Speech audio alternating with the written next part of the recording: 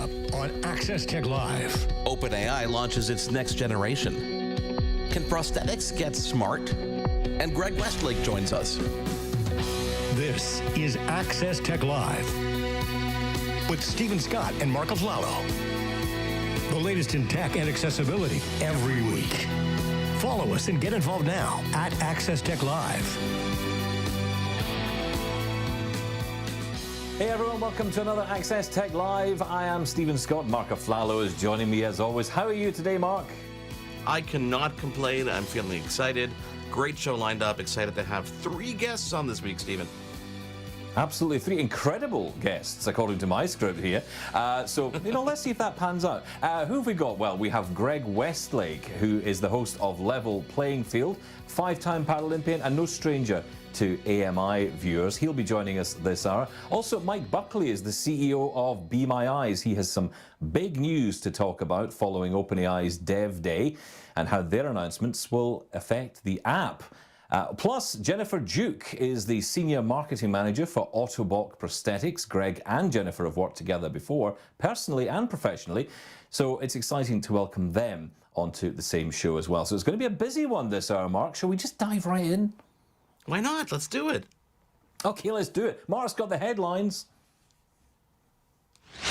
Now, Access Tech Live headlines. So we begin with OpenAI, who held its inaugural developer event called Dev Day this week, bringing hundreds of developers from around the world together to discuss the latest innovations in artificial intelligence from the company. We'll try and break it down in plain English for you, starting with the length of content that you can feed into the model. Here's OpenAI CEO Sam Altman. Today, we are launching a new model, GPT-4 Turbo. GPT-4 supported up to 8K and in some cases up to 32K context length. But we know that isn't enough for many of you and what you want to do. GPT-4 Turbo supports up to 128,000 tokens of context. That's 300 pages of a standard book, 16 times longer than our 8K context. There's a whole lot of technical upgrades under the hood, but we'll focus on what matters the most. For example, the original GPT model only had data that cut off in September 2021. This new turbo model has access to information up to April 2023. And OpenAI announced a new text-to-speech model that sounds supernatural, which makes apps more accessible. Here again is Sam Altman. And with our new text-to-speech model, you'll be able to generate incredibly natural-sounding audio from text in the API with 6 preset voices to choose from. I'll play an example. Did you know that Alexander Graham Bell, the eminent inventor, was enchanted by the world of sounds? His ingenious mind led to the creation of the graphophone, which etches sounds onto wax, making voices whisper through time. This is much more natural than anything else we've heard out there. Voice can make apps more natural to interact with and more accessible. The AI model is getting faster overall, cheaper overall, which will definitely make it more accessible to anyone who wants to use it. One of the companies we call friends, Be My Eyes, has worked closely with OpenAI and their Be My AI feature. CEO Mike Buckley was in the audience at OpenAI's Dev Day, and his company got a mention on stage. Here's what Mike had to say about the announcements. We're seeing faster models, cheaper models, more powerful models, all wrapped into one, which is, I think, great for our community, but also just generally the community of developers looking to do really interesting and fascinating things with AI technology as a whole. And I vacillate every time I hear something between, gosh, this is incredible, innovative, exciting, between that and them thinking, well, I wonder how many startups this is going to put out of business today. That's Mike Buckley from a conversation with Stephen Scott and John Priest on the Double Tap Daily podcast. Mike goes on to talk about how the new turbo model can help Be My Eyes. There are 2 things about our service right now that frustrates me. One is that it takes 9 seconds to render results, right? And the second is that the model still sucks on layouts with lots of buttons and complexity, right? Like a remote control or like a hotel phone that has 15 separate buttons on it. It often misidentifies where those are, and I'm optimistic that today we're gonna solve one of those with what we heard, or at least make it substantially better. Mike's going to be joining us later on in the show, so we'll dive a bit deeper as well. In other AI news, Elon Musk has unveiled his new AI chatbot, Grok, inspired by the famous series Hitchhiker's Guide to the Galaxy. The new ChatGPT rival will be made available to X subscribers for an additional fee and will be accessible through the same platform. The new chatbot has a playful tone, which Musk says will be a bit more sarcastic than its rivals, and, what could we expect from it? Elon Musk's company Neuralink is also working on a vision chip. This company, he says, is a few years away. The company's been developing implantable brain-computer interfaces for several years, and it's working towards its first human tests. Not much is known about the vision chip. Musk disclosed their work in a response to a father who wrote the CEO about his son's eye condition on social media, of course. Here's Elon Musk from Neuralink's show and tell last year. The first two applications we're going to aim for in humans are restoring vision, and I think this is notable in that even if someone has never had vision ever, like they were born blind, we believe we can still restore vision. And that's a wrap on the news, Stephen. Lots of AI-driven stuff, really cool stuff, and we're going to see how this all ties into, of course, everything we're talking about today, especially with Mike Buckley a bit later on in the show. Yeah, it's a very interesting time, of course, because the news on AI, it just evolves every day. I mean, every single day there's a new announcement coming out. And, we try our best to keep up here, but even on a live show every week, I feel like we could be on the air and an AI story will just happen, usually because Elon Musk tweets something, X's something, or posts something, whatever the official line. Yeah, I'm not sure what they call that right now, No. Okay, listen, let's move on, because our question of the day today, this is a brilliant question, in the lead up to Black Friday, and of course all the sales that are coming up across the range. It's not just going to be in one store, but let's focus in on one store in particular. What was your last impulse buy on Amazon? This is such a great question, Mark, because and there's no judgment here, Stephen, right? Because no judgment. No judgment. Clearly there's a lot of possible answers here. I'd have to go into my search history, which I'll do in the break, to see what that might be. There's so many of them that I can't actually remember what the last impulse buy might have been. Oh wait, no, it wasn't that. No, was it that? No, I don't think so. No, this is too much, honestly. And I had a look, and there was a thing. I don't know if they've changed it, but last year you could actually go into your Amazon account and you could actually see how many things you had bought from Amazon over the course of the year. That was a terrifying number for me. Yeah, I have got an Amazon business account, and I can run reports, and if I run a report for the year, it is absolutely terrifying, the amount of things that I have bought at Amazon. So let's please, no judgment to anybody, especially Stephen and I here, okay? So if you want to get involved, let us know, of course, what was your last impulse buy on Amazon.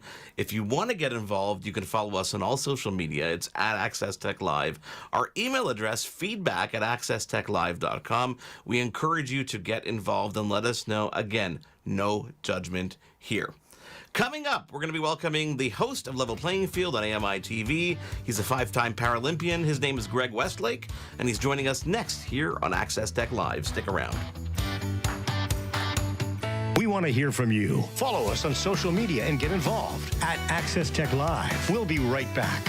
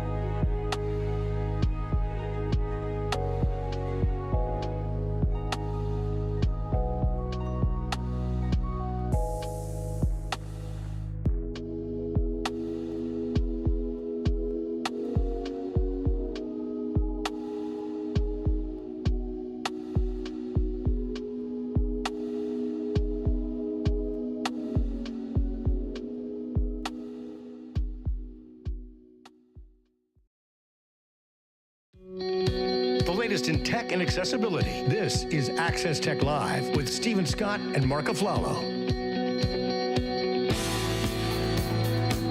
Welcome back, guys. Greg Westlake is a 5-time Paralympian representing Canada at the Paralympics time and time again. He's also the host of Level Playing Field right here on AMI TV, now in its 4th season. The show showcases so much about sports and disability. Greg, welcome to Access Tech Live. Hey, thanks so much for having me. Thrilled to be here. Let me start off by asking you, Greg, what drives someone like you when you're hosting a show like Level Playing Field? What drives me is the storytelling. For me, I was born with a congenital defect, so I've had a disability my whole life. And when I got involved in parasport and started meeting other athletes and organizations, I just realized what a special group of people it was that live in this kind of Paralympic community. And I'm sitting in a change room with cancer survivors, and I'm sitting in a change room with, soldiers who've served our country in battle. And you just realize that this isn't like a sad group of people that have disabilities. This is an inspiring, amazing group of people that you can learn so much from. And so for me, being able to tell their stories and some of these incredible athletes and people who maybe don't love to be as outgoing as myself, I get them on camera. We have some interviews. We film them for a day. And just telling the stories that have made such a profound impact in my life is kind of what drives me on a daily basis. Greg, we're talking about prosthetics today. This is something that you're extremely familiar with, and I love watching Level Playing Field because the stories you tell from week to week are absolutely not only heartwarming, but they're just incredible, positive stories that I love watching. And when it comes to the prosthetic side of things, I've got to ask you, and we like to ask the questions here that people may be a bit embarrassed to ask, but just out of curiosity, is there a difference between the prosthetics you use day to day versus what people use in sports? Yeah, 100%. And you know what? It's such a great question. And I don't think it's an offside question at all. And yeah, for me, there's a tremendous difference. If you watch like track and field and you see the runners, everybody loves talking about the blades. And they do help. And they do help you run faster. But you're never going to see an amputee just walking around in your day-to-day life doing his grocery shopping in blades because it's uncomfortable. And it would just be ridiculous. And so I wear completely different legs on a day-to-day basis. And one of my favorite prosthetists, and prosthetists are the people who make your artificial limbs for you. But one of my favorite analogies that he told me was kind of there's different legs that we can do up for you. There's like the Ferrari, the race car, or there's the Cadillac, sit back and be comfortable. And then you got swimming legs and all these things. And so ultimately it's, when you're going for a walk with your dog and your new baby on a weekend, do you want to be in the Cadillac or do you want to be in the Ferrari? And you probably want to be in the Cadillac. You want to be comfortable. You want to be able to, go do some trails, be out with your family for the day. So you wear a comfortable set of legs. Now, if I'm going to the gym and I need to show that I got some speed, now maybe I wear blades. Maybe I put something else on. But no, it's no different than shoes. It's no different than cars. It's kind of what is your goal for the day? And let's get you set up for success. I want to ask you a little bit about computerized prosthetics, because this is something we're starting to hear a little bit more about, something I wasn't as aware of as I would like to be, and maybe you can tell us a bit more about it. In sports, it does make sense, I guess, for these kind of prosthetics to be used, but what would that impact on you? How would that impact on you day to day? Do you use them? Well, it's again, another great question. For me, I don't, because I have all of my I'll say joints, like major joints, elbows and knees. And where the computerized chips are really helping amputees are for the people that are missing an elbow. So it's an arm amputee that's above the elbow, or it's a leg amputee that's above the knee. That's where these chips are making a huge difference because, we did a feature on Autobach, and I'm sure you're going to talk to Autobach, and so I don't want to step on their toes, but, what they can do with these chips now is it basically replaces your knee. And so, yeah, you're wearing an artificial leg, but where the money and the tech is in that chip that's replacing your knee that can simulate kicking out the lower portion of your leg so that you don't fall over when you're walking on a downhill, an uphill, a side hill. As we all know, once we leave our house, the world isn't safeguarded for people with disabilities. You know, you got to adapt to the terrain. You have to adapt to the outside world. Not everything's done for you. And so that's where these chips are just absolutely massive, is I'm around a lot of other amputees, and it's the people that are missing major, you know, knees and elbows. That is just where it's incredible. And where it makes a difference in your life, to be honest with you, is just comfort day to day.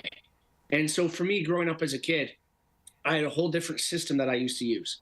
And the big thing, it was me against me. I'd play hockey all day. I'd work out. I'd be active at recess. I'd come home, my legs would be so sore. Like I would just be in so much pain. So it was like one day of fun meant 2 days of me not being able to have some fun as a kid.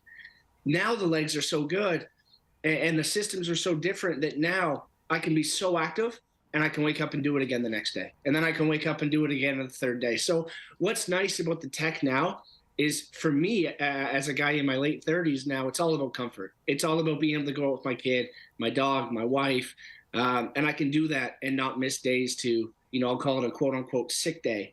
I don't have to take a sick day anymore because my legs are in too much pain. And that's all because of the technological advancements that have been made on prosthetics.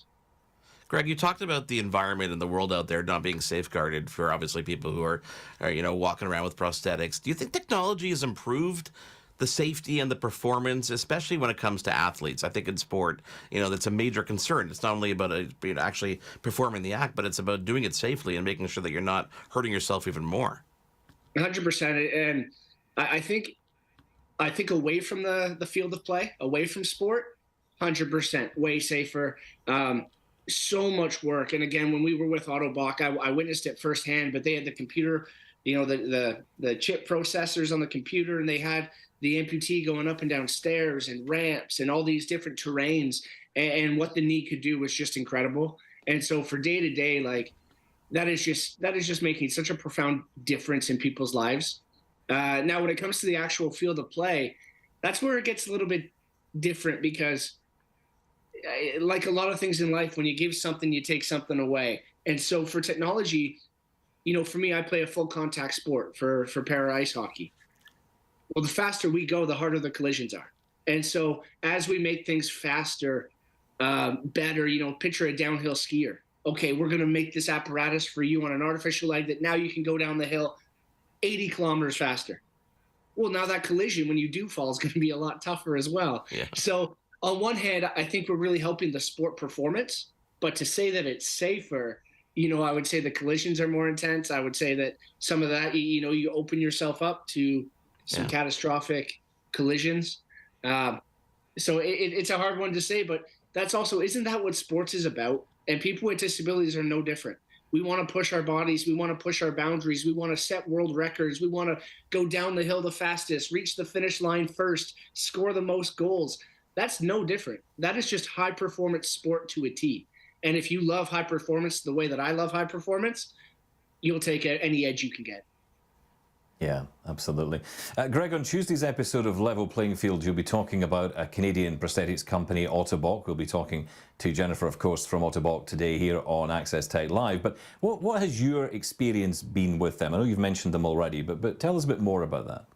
Well, my first experience with Autobach, and I don't know if the general public would know this, but when you go to the Paralympics, they have a shop set up in the village during the Paralympics, and it's just a free clinic for anybody who wants to go in and take advantage of it. So we talk about day-to-day life. I got to tell you guys, I feel so lucky every day that I wake up that I'm in Canada and that I have access to these incredible doctors and incredible technology for my legs. But for a lot of countries, they don't get that access.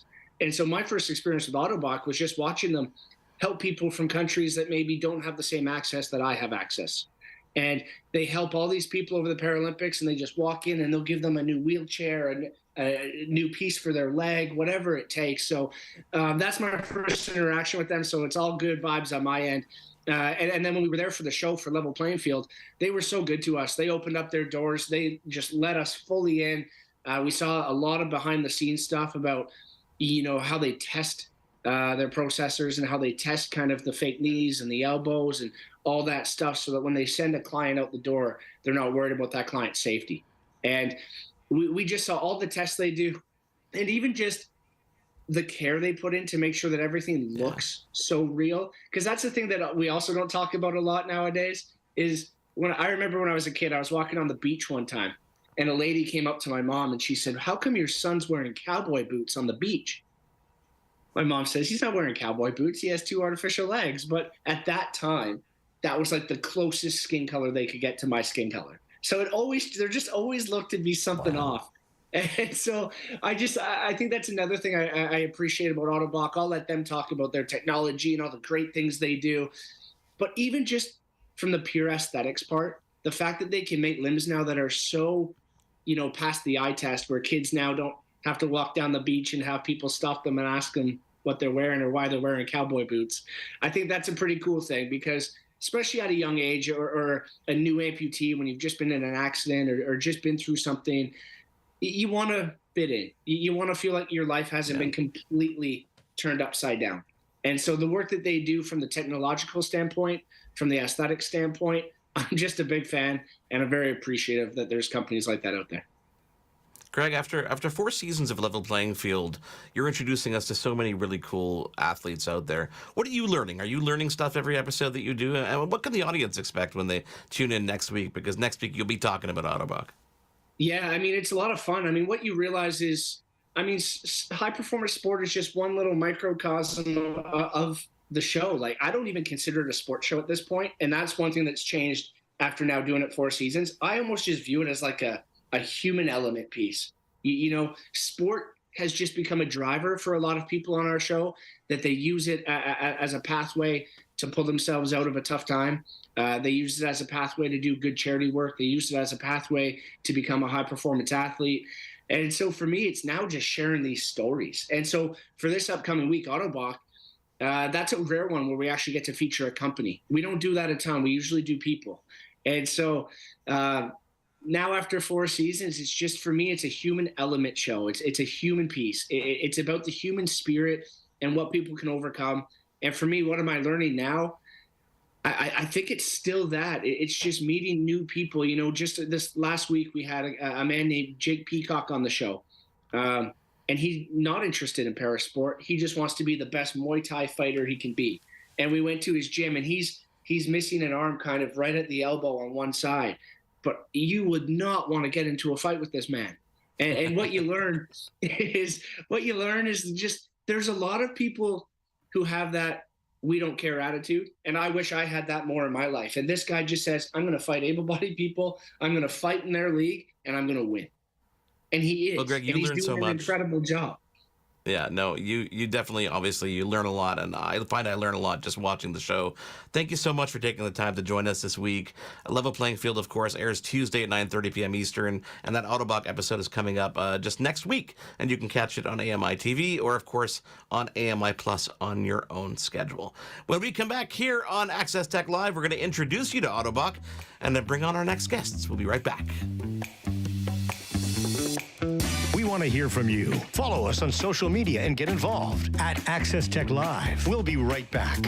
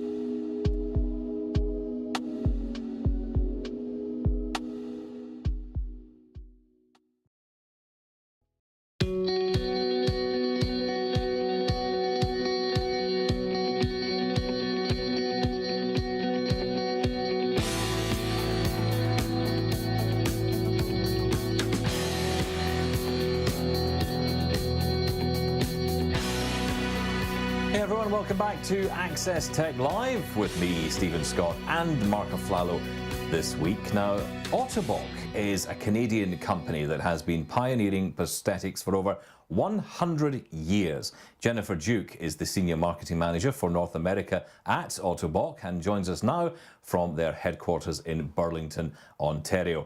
Jennifer, welcome to the show. Tell us the Autoboc story that began way back in 1919, I believe. Yes, thank you. Thank you for having me today. We're actually a German company that started in 1919. So our Canadian office is located in Burlington, Ontario, but they started by the owner, Autoboc himself, started the company in Berlin, and they started manufacturing components. And the idea was to help veterans coming back from World War I to get back to mobility. And from there, they had to move the facility just due to like political unrest. The company is now located in Duderstadt in Germany. It was taken over by his son-in-law, Dr. Max Nader, in 1947.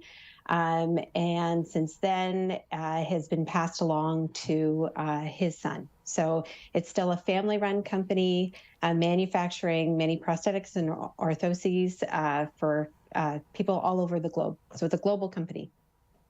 Jen, we talked off air so many times leading up to this conversation about the company, and I don't think we'll be able to do it justice in terms of talking about all the positivity you guys are bringing into the world. So I want to dive into a question for you, about prosthetics themselves.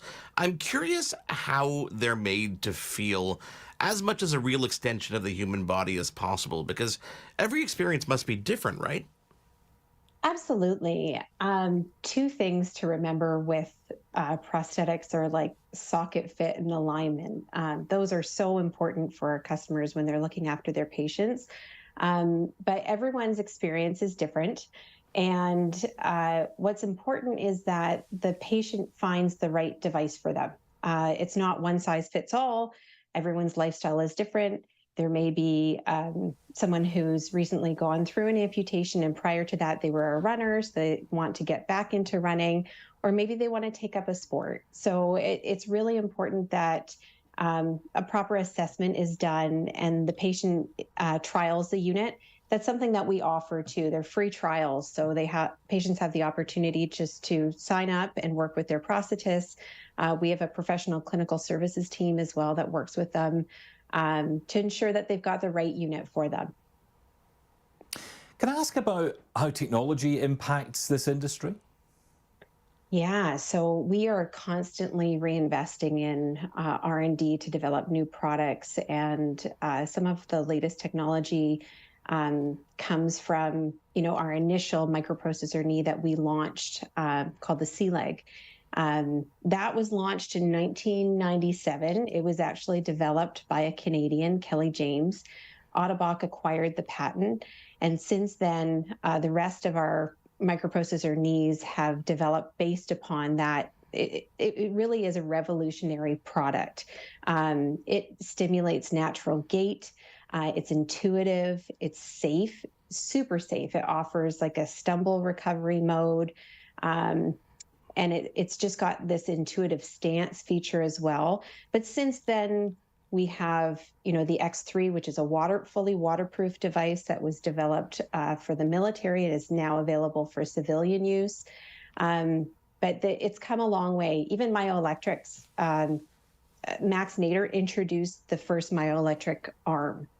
So hands, microprocessor hands and elbows.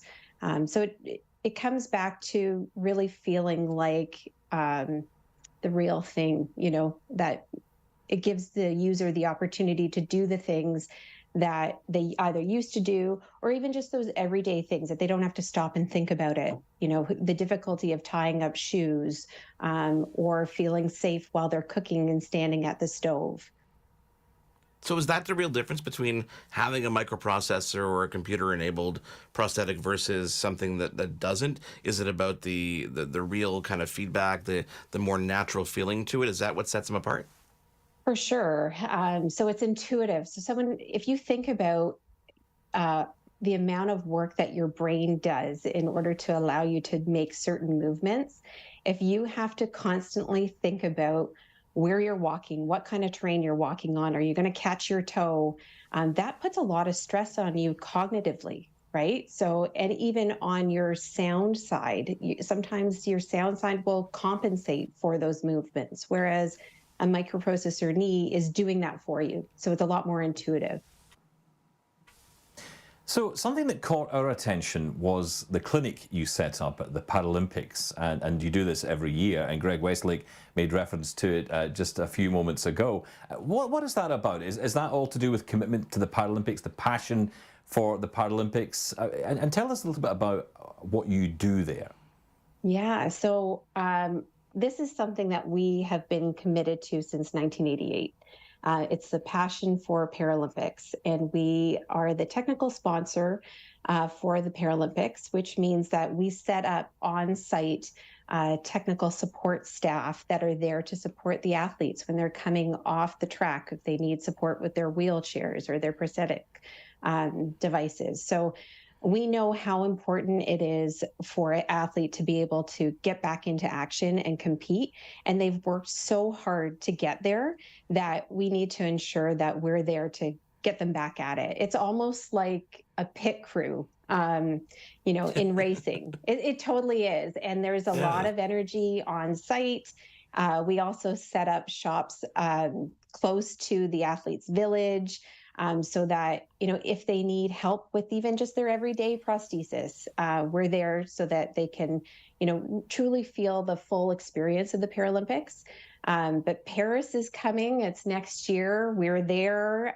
We're super excited to be a part of that. So, we've been committed to this for years, and we continue to moving forward. Now, the peace of mind I'm sure it does to the athletes as well, to know that if something happens, they're not just out of it, they can actually get it fixed and do something on the spot is so incredibly cool. And, I'm looking forward to the episode Level Playing Field next week, because it dives into a lot of the process and stuff and everything that you do. And as I said at the top, we're never going to, we could talk for an hour and probably not get through some of the stuff that you guys are doing. But what is upcoming? What kind of projects are you guys working on when you look down the road? We always have new projects that are launching, and we're building upon reinvesting in R&D. We have new mechanical knees, upgraded microprocessor knees. We just launched the Taleo Adjust Foot, which is like a carbon fiber foot that has an adjustable heel, which is pretty awesome. Many people wear higher heeled shoes, so it allows the user to do that. We have a quick change adapter, which allows the user to switch out. They can switch feet, they can switch knees. If they want to get into their running knee, or if they want to switch over to those high heels, they can do it instantly and not take up a lot of their time. I know we produce a lot of prosthetics, but we also produce orthotics as well. And the C-Brace is a microprocessor knee, ankle, foot orthoses. And we've seen a lot of really good results come from it. So we're continuing to make people aware of all of the options that are available. So just stay tuned. There's always a lot going on. Yeah, it sounds like it. And honestly, I wish we could talk to you more. But the good news is you are going to be on Level Playing Field talking about all of this next week. So we look forward to that. Jennifer Duke, thank you so much for joining us here on Access Tech Live this week. If you want to know more about Autobok, you can follow them on Instagram, Facebook, and LinkedIn as well. Just look for Autobok_North America. And of course, you can also visit autobok.com. And of course, that Level Playing Field episode is Tuesday at 9:30 p.m. Eastern on AMI TV, and of course the AMI Plus app. And of course, you can tune in whenever you want on AMI TV. Coming up, Mike Buckley joins us, the CEO of Be My Eyes, to break down how the OpenAI announcements affect their company. Stick around. This is Access Tech Live.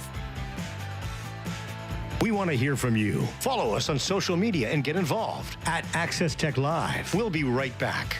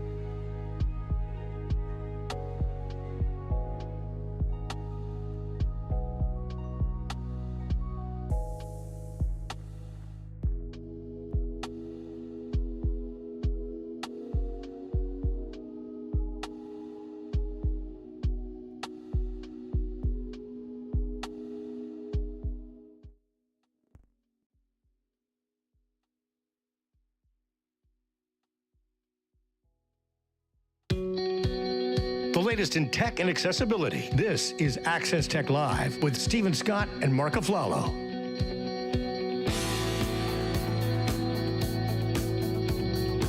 Welcome back. Now in the news this week, we have heard all about the improvements coming to ChatGPT with GPT Turbo. Well, we're going to get into all of this. One of the companies, though, that got a shout-out on stage was Be My Eyes. Joining us now is the CEO of Be My Eyes, Marc Buckley. Welcome to Access Tech Live. How are you?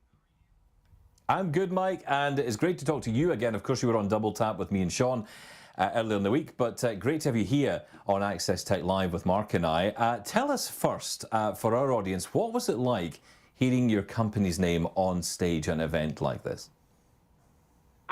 Look, it was great.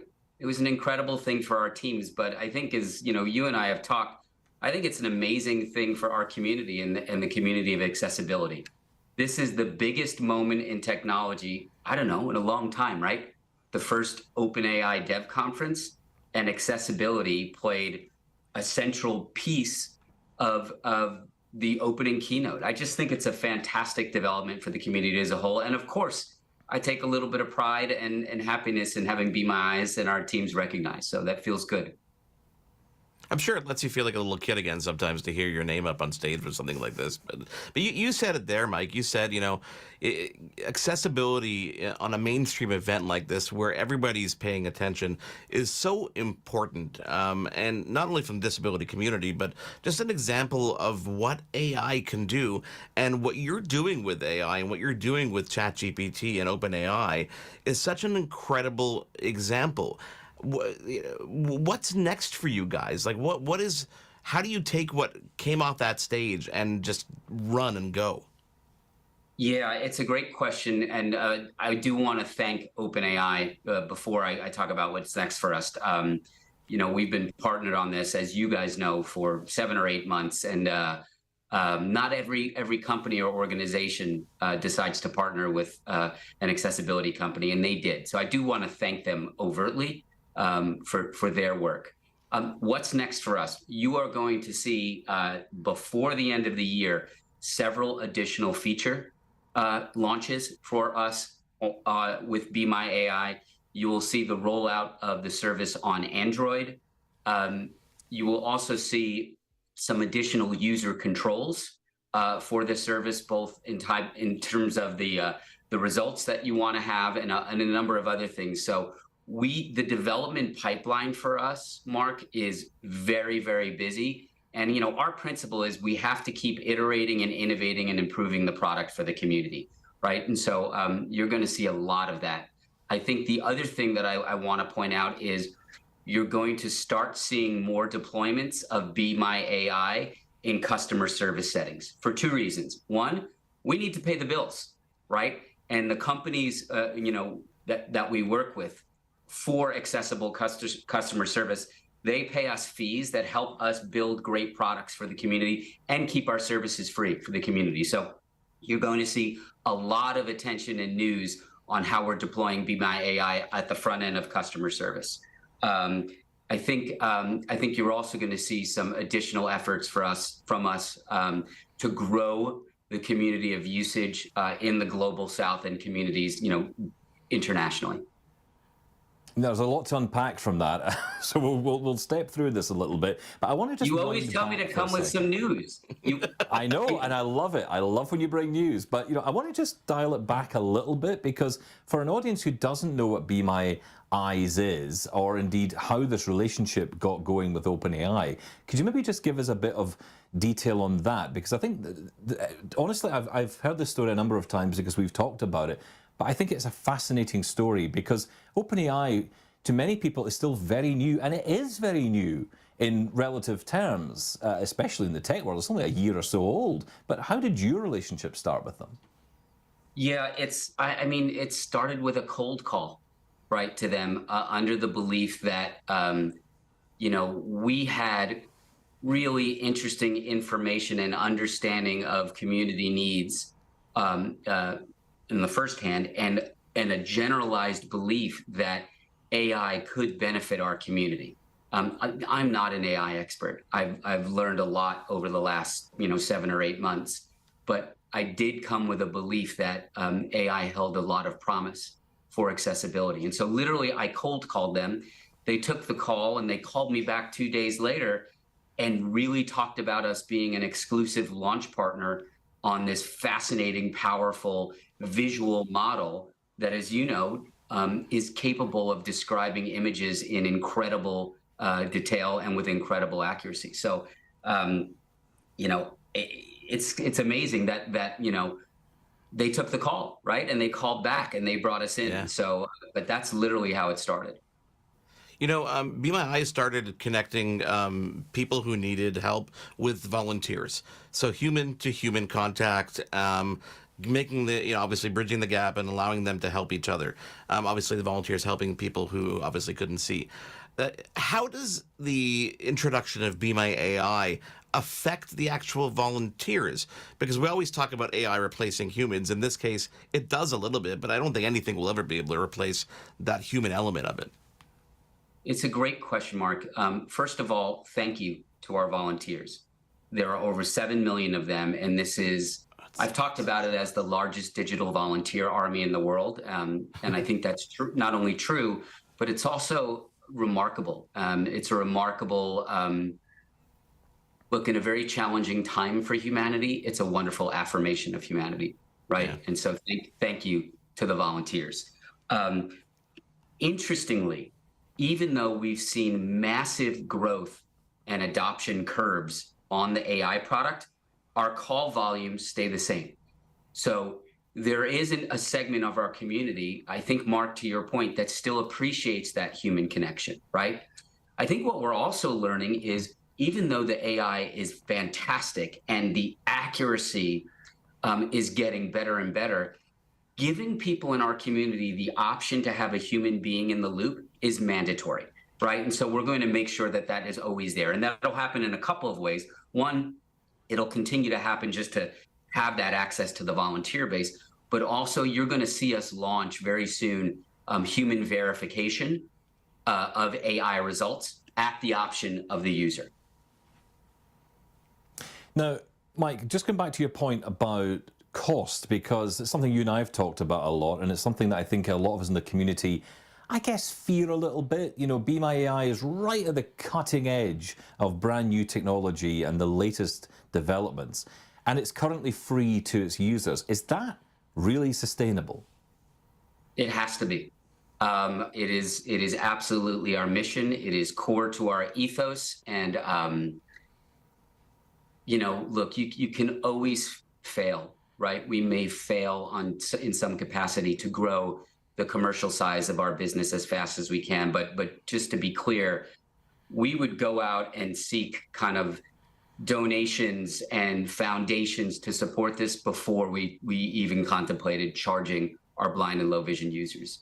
You know better than I that the stats on kind of economic difficulties faced by people in our community, it depends whose stats you believe, but the one I've seen most frequently is that 70% of people in our community are either underemployed or unemployed. And that means that, $3,000 wearables or excessive monthly charges is not going to be able to serve our community. So our absolute intention is to keep this for free. We're working on a commercial model right now in discussion with OpenAI that makes sense for them and us. And I want to thank our customers, Microsoft, Google, Spotify, P&G, Barilla Pasta, many, many more that help us pay the bills. Mike, I got to ask you about the wearable space for a second, because this must be something that excites you, even though we're still on the infancy. We're seeing like meta frames and stuff like that. But this seems like just a natural fit to tie into what you're doing. Does it excite you as much as it excites people who are sitting there going, let me see what we can do with this? 100%, Mark, right? I mean, look, I think you and I have actually talked about this a little bit in the past. There is no doubt in my mind that the future is a commercially inexpensive wearable, right? That captures real-time video and processing information of environments, right? that utilizes these visual assistance tools. There's no doubt that that's the future. Now, there's a ton of debates on which piece of hardware is going to win or which pieces of hardware will win. But there's no doubt where this is going. You know, the Humane pin launch, I think, is official tomorrow. I saw a couple of tweets for them, and we've played with that device, and it's really cool. There are more developments that have to happen, and I can tell you that we've already had conversations with Humane. Nothing's done, so no promises, but like, we think that's the future for sure. This is so exciting, and I think, you know, like you say, with the wearable space growing as it is, I think very quickly we're going to come up with something that is going to be super intelligent and capable. And, you know, for Be My Eyes users, for Be My AI feature users, this is such an exciting time. And, you know, I think a lot of the community, including me, just love it. We use it every day. It is such an important part of our lives. So thank you for coming on once again, Mike, and sharing your thoughts on all of this. And, you know, congrats for being right at the cutting edge of all of this. CEO Mike Buckley, CEO of Be My Eyes, thank you so much for coming back on to Access Tech Live. Thank you for having me. You know, even though my wife has told me I've been spending more time with you than her lately, I still enjoy it. I do. Listen, I do have an ask. Bring her on. Yeah, there you go. Maybe next time. I do have an ask. I would love feedback from you and from all your listeners about kind of both good and bad customer service experiences, because that's how we're going to fund this model going forward, right? And if our community can communicate with us about where there are gaps in customer service needs, that will allow us to go and, you know, establish more commercial relationships and build more great products. And so I think we have a chance really to set up this virtuous circle, but we need your help. Mike, thank you so much for joining us. What was your last impulse buy on Amazon? Do you have an answer for that on top of your head? Do you know? Oh man, I bought an ugly pair of okay, you can think about it and ask on social media, okay? But thank you for coming Jet on. sneakers. There you go, New York Jet sneakers. So we'll add that to the list. Mike Buckley, CEO of Be My Eyes, thank you so much for joining us. We're going to get to your answers to the question of the day. What was your last impulse buy on Amazon after we take a quick break here on Access Tech Live? Do stick around.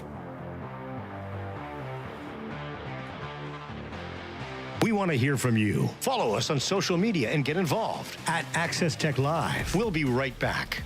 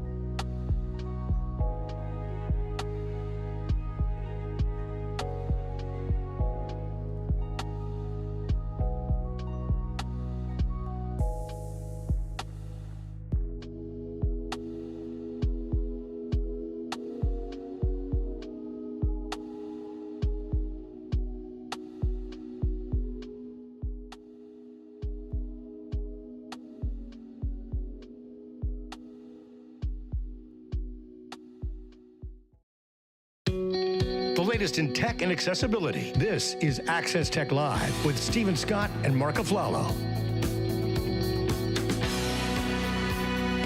Absolutely right. Yes, this is Access Tech Live with me, Stephen Scott, and Marc Aflalo, and time to get to our question of the day.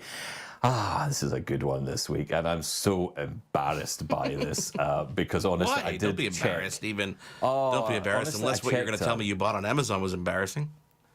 Well, okay, I'm going to give you a guess, okay? And I bet in a million guesses you would not figure this out. Well, then why are you making me guess? You're just going to embarrass me. I'm going to guess you bought Kleenex, toilet paper, some household item. Can I generalize it like that? That's almost close. That's very close. Not too bad, really? actually. Yeah, so my last impulse buy on Amazon, it wasn't that, but it was a little woolen mug holder for my mug. My mug of coffee gets cold. So, you see, I have a little knitted sweater for my So you've got a sweater for your mug. Okay. Do you think that sweater is going to keep the contents of that mug warm? It keeps my hand nice and warm. I don't know about the contents of the mug, to be perfectly honest, but yeah, my hands are warm, and that's all that really matters. That is my last thing I bought. That is honestly the last thing I bought on Amazon. I just checked. Mine, I'll get to mine in a second because it's an interesting one. But Wendy wrote us and said that the last thing she got on Amazon was holiday Rice Krispies. You see, I always forget you can buy snacks and food on Amazon. One day there will be nothing you cannot buy on Amazon. What is the difference between Rice Krispies and holiday Rice Krispies? I think there are just like colored Rice Krispie pieces in it, and the word holidays written on them. Okay, yeah, probably. Yep. And $2 more to the cost. Dave Brown, you might know him from Now with Dave Brown. Ice cube trays. Okay, useful. Let's go with that. Yep. Yeah, very useful. Genevieve writes an electric lint remover. Okay. I want one of those. Can you get that? No, but you know what? Can I be perfectly honest? I've bought one of those before. I've used them. You know what works better than an electric lint remover? Duct tape or some really sticky like Gorilla tape. Just wrap it around backwards on your hand and it gets all the lint off. You have absolutely no care, and way cheaper. I'm leaning in, Mark. I'm leaning into your ear, and I'm going to tell you it's a tech show. So we have to go with the tech. I'm sorry, the tech wins. Fine. Oh God! You know what? You're fine. Be that way. Another one. Here's a good one. Here's Kara writes a Chromecast Google TV. It was cheaper than buying a new TV. Now, I would argue that actually it's not necessarily cheaper than buying a new TV these days because you can get some of these smart TVs for like under $300-400. But you know what? We're gonna have a gift guide episode in probably, I don't know, about a month from now, maybe 2-3 weeks from now, we'll talk about some of the different tech ideas and things. And you know what? 90% of this stuff you can get on Amazon. So I think it's gonna top the list. So what do you think mine is? I've got a bunch of things here, like in the past 48 hours. I'm looking down at my order history. I cannot judge with you because you buy so much stuff. I don't even think you know what you buy, to be perfectly honest. But look, before that, though, before I get to that, I just want to quickly mention the Chromecast. Great point, Cara. But I would also say, just remember Fire TV Stick, Roku Stick as well. These are great for actually smartening your television without spending a lot of money. So, Cara, I'm with you on this one. Anyway, back to you. I'm going to guess battery charger. No, battery charger. I don't use rechargeable batteries. Come on. Arriving today is an Xbox Elite controller. There's a story to this. This was an instant buy last night because my son told me he broke mine. But before that, I got some cables, a keyboard here, Q-tips. You know what Q-tips are? I have no idea what Q-tips are. Okay, Q-tips are like the cotton swabs. The cotton, there you go. They're not meant for deliverance. See, that's a Britain versus Canada thing, right? Okay, so we call them cotton buds, you call them Q-tips. Okay, they're Q-tips. So anyhow, thank you for getting involved, guys. Of course, thank you to all our guests this week, Mike Buckley, Jennifer Duke, and Greg Westlake. On behalf of Stephen Scott, I am Marc Aflalo. Let us know what you think about absolutely everything we spoke about today. Feedback at accesstechlive.com. See you next week. Thanks for tuning in to Access Tech Live. Follow us online at all social media at Access Tech Live. Email us feedback at accesstechlive.com. Hosted by Stephen Scott in Glasgow and Marc Aflalo in Montreal. Written by Stephen Scott and Marc Aflalo. Live show director, Anastasia Spalding Stenhouse. Technical director, Caitlin Robinson. Audio, Jordan Mulgrave. Live graphics and playback, Kingsley Juco. Graphics coordinator, Eliza Rocco. Integrated described video specialist, M. Williams. Supervising producer, Michelle Dudas. Copyright 2023, Accessible Media, Inc.